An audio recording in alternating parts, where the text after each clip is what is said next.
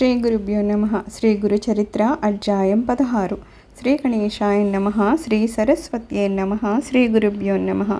ప్రస్తావన. అద్వితీయమైన భగవంతుడు సృష్టి ఆదిలో నేను అనేక మగుదును కాక అని సంకల్పించి తన వినోదార్థము ఈ అనంత సృష్టి జాలాన్ని రచిస్తాడు.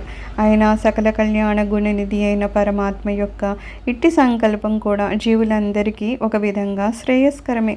ప్రళయానికి పూర్వము సర్వజీవులు ఎటువంటి సంస్కారాలను కర్మఫలాన్ని చేకూర్చుకున్నాయో వాటి నుండి తిరిగి ఆ జీవులు సుఖదుఖాది అనుభవాల ద్వారా శుద్ధమవ్వడానికి ఈ సృష్టి రచన ఒక చక్కని అవకాశము. కానీ అజ్ఞానబద్ధులైన ఆ జీవులు పూర్వకర్మ ఫలానుభవము పూర్తయ్యే లోపల ద్వంద్వాల ప్రభావం చేత మరలా కర్మ సంచయాన్ని పెంచుకుంటాయి. వారిపై కృప వలన ఆ పరమాత్మ శ్రీదత్త స్వామిగా అవతరించి శ్రీపాదస్వామి, శ్రీ నృసింహ సరస్వతి స్వామి వంటి సద్గురువుల రూపాలలో జీవులను ఉద్ధరిస్తాడు. కనుకనే సద్గురు సేవ మోక్షానికి మొదటి మెట్టి, చివరి మెట్టు కూడాను. సద్గురువు త్రిమూర్తాత్మకుడుగాను పరబ్రహ్మము కూడాను. ఈ విశ్వమంతా ఆయన రూపమే. గురుభావంతో దేన్ని అచంచలమైన దీక్షతో సేవించిన మానవుడి గమ్యాన్ని చేరవచ్చును. కానీ సామాన్యులకు ఏ వస్తువునైనా వ్యక్తినైనా పరిపూర్ణమైన గురుభావంతో సేవించడానికి తగిన గురుపరాన్ముఖుడైన విప్రుని వృత్తాంతం తెలుపుతుంది. సర్వం కలివిదం బ్రహ్మ, ఇదంతా బ్రహ్మ అని శృతులు చెప్పిన అలాంటి భావంతో ప్రాణులు వస్తువులతోనూ వ్యవహరించడము పాముల వలన కాదు. కనుకనే సద్గురువుల రూపంలో శ్రీ దత్తాత్రేయుడే అవతరించి తన మహిమతో వారి భక్తి విశ్వాసాలను చూరగొని వారిని ఉద్ధరిస్తాడు. వివేకం లేని భక్తులకు గురువు పట్ల కూడా స్థిరమైన భక్తి విశ్వాసాలు ఉండవు.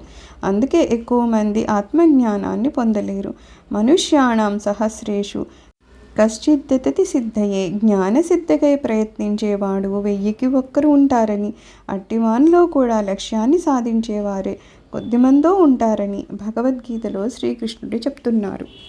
పూర్ణ దత్తావతారమైన గురువు సకల గురుస్వరూపి కనుక అవివేకంతో గురువుని విడచిన అజ్ఞానాంధుని చేత పూర్వ గురువుని స్మరింపచేసి అతనికి దర్శనమిచ్చి ఉద్ధరించగలరని ఈ అధ్యాయం తెలుపుతోంది. శ్రీ సాయి చరిత్రలో ఇలాంటి లీలలు ఎన్నో చూడవచ్చును.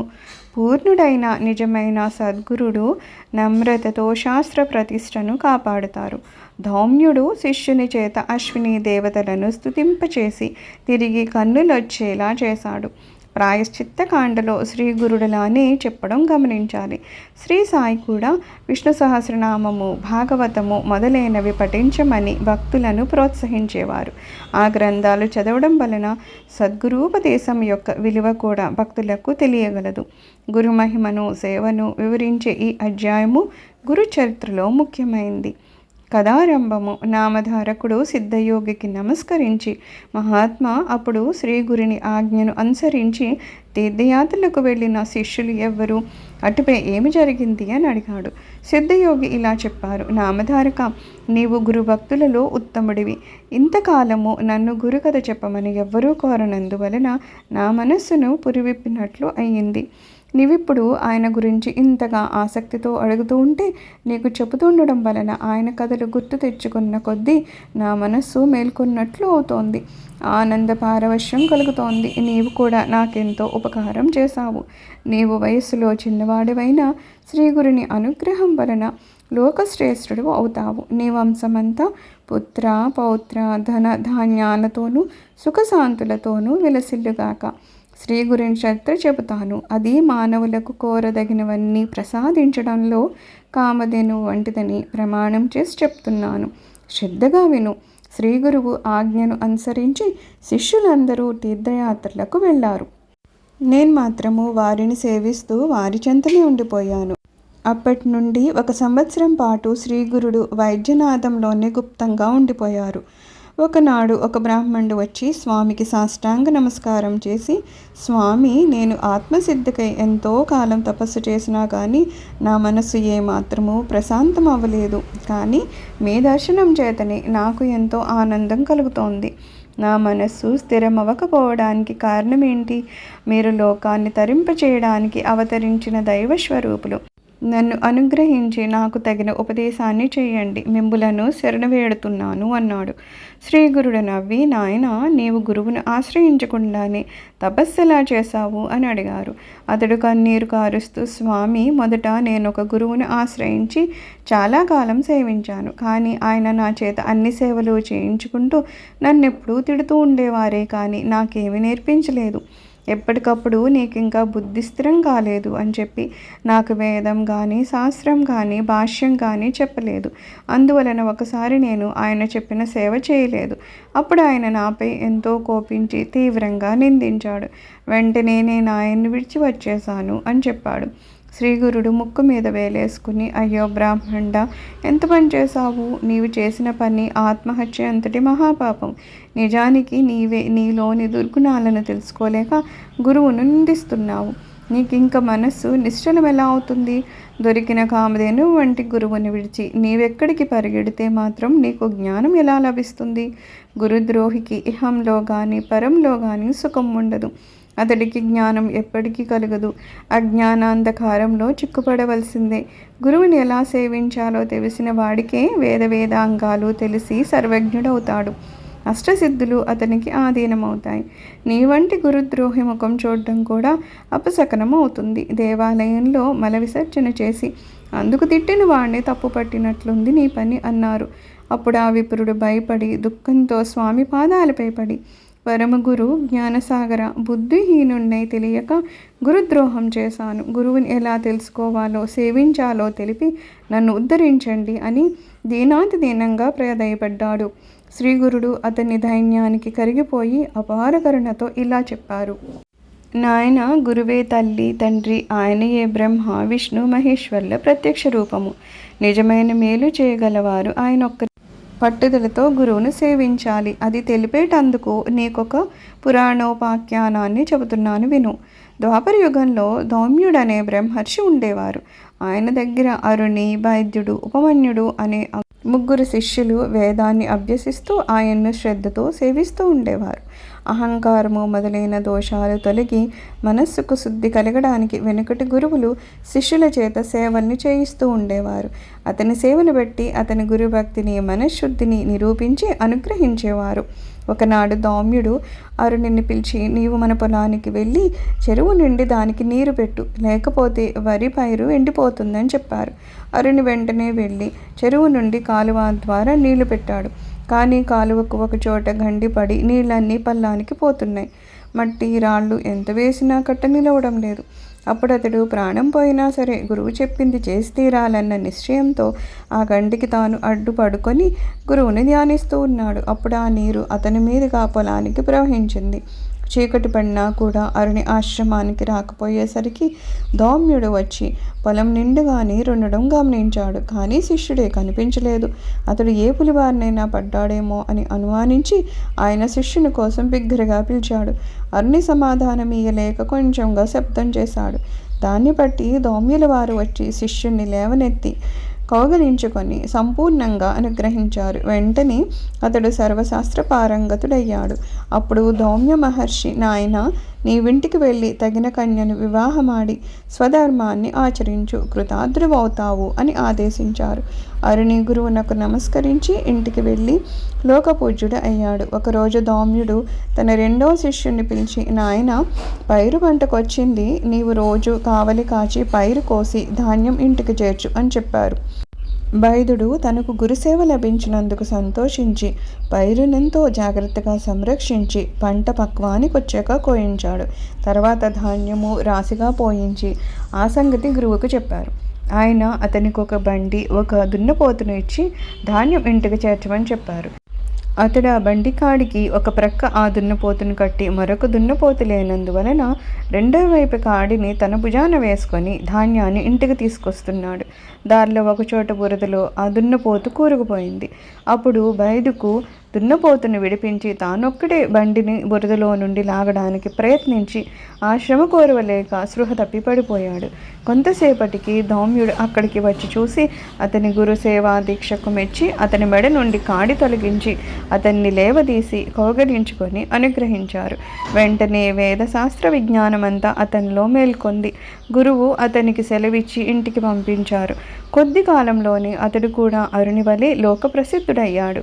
ఇక ఉపమన్యుడు మాత్రమే ఆ మహర్షిని సేవిస్తూ ఉండేవాడు. అతడు అతిగా భోజనం చేసేవాడు. ఆ మాంద్యం వలన విద్యాభ్యాసంలో అతని మనసు నిలిచేది కాదు. ధౌమ్యుడు ఆలోచించి ఒకరోజు అతన్ని పిలిచి, నాయన, నీవు గోవులను అడవికి తీసుకొని పోయి మేపుకొని వస్తూ ఉండు అని చెప్పారు. ఉపమన్యువు గోవులను అడవికి తీసుకొని వెళ్ళాడు. కొంతసేపటికి అతడికి ఆకలి వేయసాగింది. వెంటనే అతడు ఆవులను ఇంటికి తీసుకొచ్చాడు. ధౌమ్యుడు చూసి, నీవు ప్రతిరోజు సూర్యాస్తమయం వరకు గోవులను మేపాలి అన్నారు. మర్నాటి నుండి ఆవులు మేస్తూ ఉండగా బాగా ఆకలైనప్పుడు అతడు స్నానం చేసి సంధ్య వార్చుకొని దగ్గరలో ఉన్న బ్రాహ్మణులిళ్లల్లో భిక్ష తెచ్చుకొని భోజనం చేయసాగాడు. అందువలన కొద్ది కాలానికి అతని శరీరానికి మంచి పుష్టి కలిగింది. అది గమనించిన ధౌమ్యుడు ఒక రోజున అతన్ని అడిగి కారణం తెలుసుకొని, నన్ను విడిచి భోజనం చేస్తున్నావట్రా? నిత్యము నీవు తీసుకొచ్చిన భిక్ష నాకిచ్చి మళ్ళా అడవికి పోయి ఆవులను మేపుకొని రావాలి అని ఆజ్ఞాపించాడు. ఉపమన్యుడు అలా చేస్తుండడం వలన ఆకలి అతన్ని ఎంతగానో బాధించేది. అతను తాను మొదట తెచ్చుకున్న భిక్షను గురువుకు అర్పించి రెండవసారి భిక్ష తెచ్చుకొని తినసాగాడు. అందువల్ల అతని శరీరం పుష్టిగా ఉండటాన్ని చూసి ధౌమ్యుడు కారణం అడిగి తెలుసుకొని ఆ రెండో భిక్షను కూడా తనకి ఇవ్వమని కోరారు. ఉపమన్యువు కొంచెమైనా బాధపడక అలానే చేసి ఆవుల దగ్గర దూడలు త్రాగగా మిగిలిన పాలు త్రాగి ఆకలి తీర్చుకోసాగాడు. అందువలన కొద్ది కాలంలోనే అతని శరీరము మరింత లావెక్కింది.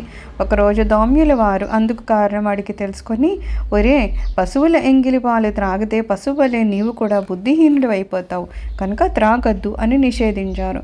ఆ మరునాడు ఆకలి వేస్తుంటే జిల్లేడు పాలు ఎంగిలివి కావని తలచి వాటిని ఒక దప్పులో పడుతుండగా ఆ పాలు అతని కళ్ళల్లో చింది అతని కళ్ళు రెండూ కనిపించలేదు. తర్వాత అతడు గోవులను వెతుక్కుంటూ పోతూ ఒక బావిలో పడిపోయాడు.